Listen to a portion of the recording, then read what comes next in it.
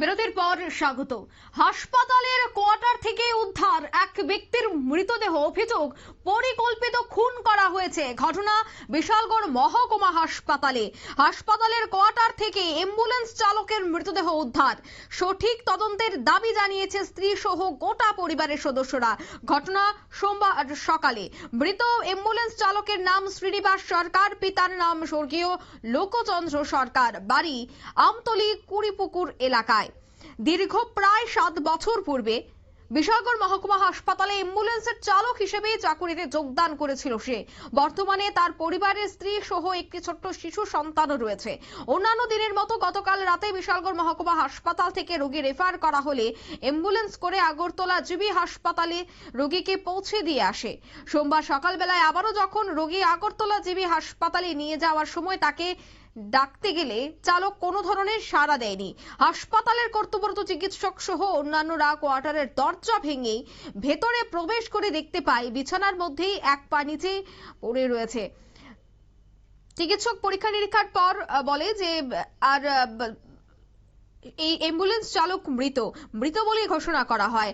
ঘটনার খবর পেয়ে ছুটে আসে বিশালগড় থানার পুলিশ। এদিকে মৃত শ্রীনিবাস সরকারের পরিবারকে খবর দিলে স্ত্রী সহ আত্মীয় স্বজন, পাড়া প্রতিবেশী প্রত্যেকেই দ্রুত ছুটে আসে মহকুমা হাসপাতালে। বর্তমানে বিশালগড় মহকুমা হাসপাতালের মর্গে রয়েছে মৃত শ্রীনিবাস সরকারের দেহ। এদিকে মৃত শ্রীনিবাস সরকারের স্ত্রী জানাচ্ছে, এই মৃত্যুর পেছনে অনেক রহস্য রয়েছে। পুলিশ সঠিক তদন্ত করলে ঘটনার সত্যতা উন্মোচন হবে। সে বিষয়ে কি বলছেন সংশ্লিষ্টরা, শোনাচ্ছি।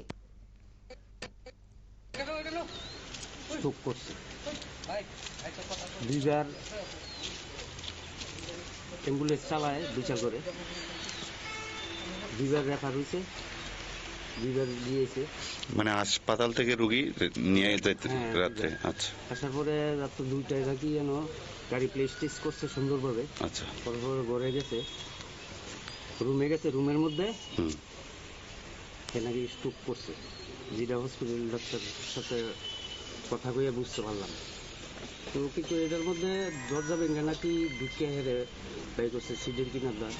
কিন্তু দরজা ভাঙাটার মধ্যে আমাদের একটু সন্দেহ মনে হয়েছে। 5টার সময় কল করছে।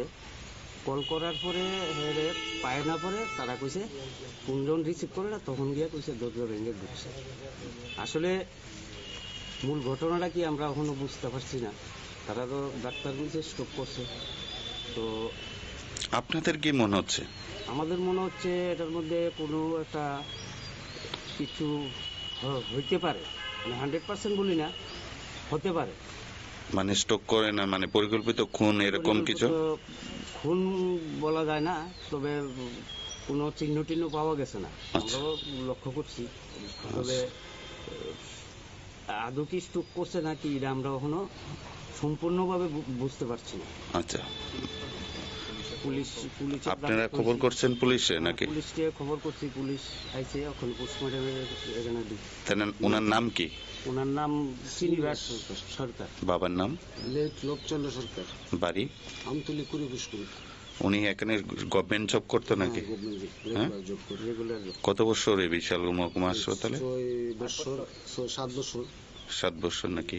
7 তো আপনার এই বিষয়ে অভিযোগ করছেন থানাতে? অভিযোগ করছি না, অ্যাকচুয়ালি সকালবেলা আমি আইসি আয়া এবং শরীরটা মানে খুব গরম হয়ে গেছে। তখন গিয়ে আমি ডাক্তারের সাথে কথা বলতাম, মানে বাড়ির লোক কইছে, তো গিয়ে কথা বললাম। তারা কইলো এই রাত্রে 2টার সময় তারা রেফার নিয়ে আইসে, বাইরে গিয়ে রুমও গেছে, স্যারের লোকে কাগজ টাগজ জমা দিয়ে রুমে গেছে।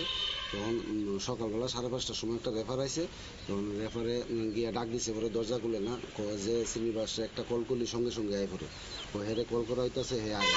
তখন ডাক্তার সহকারে গিয়া দরজা ভাঙিয়া ঢুকছে, কিন্তু দেখা গেল দরজা যে ভাঙছে ভাঙার কোনো ইয়া নাই। তো দরজা যেমনি আছে সেরকমই হয়েছে। ও স্যার জিজ্ঞাসা করলাম, স্যার ওখানে এটা মানে কি এতে হইতে পারে? সম্ভবত স্ট্রোক। হ্যাঁ, আমরাও শিউর না, সম্ভবত স্ট্রোক। তো শিউর না, আমি মানুষ মরিয়া যায় লেগা, আমি কইছি যদি আমি মরে যাই আমি কি তাতে মরছি, আমি স্যার আপনার আপনারা শুনলেন তাদের বক্তব্য। তবে এই ঘটনায় কিন্তু রীতিমতো চাঞ্চল্য ছড়িয়ে পড়েছে। কিভাবে সেই ব্যক্তির মৃত্যু হয়েছে তা এখনো ধোঁয়াশায়। তবে পরিবার পরিজনদের অভিযোগ যে পরিকল্পিত খুন, এই ঘটনার সাথে বহু মানুষ জড়িত রয়েছে, বহু দোষীরা সেখানে রয়েছে। তবে পুলিশ যদি সঠিক তদন্ত করে হয়তোবা সবটাই বেরিয়ে আসবে। এখন দেখার বিষয় পুলিশি তদন্তে কি বেরিয়ে আসে। নিয়ে নিচ্ছে এই মুহূর্তে ছোট্ট একটি বিজ্ঞাপন বিরতি, সঙ্গে থাকুন।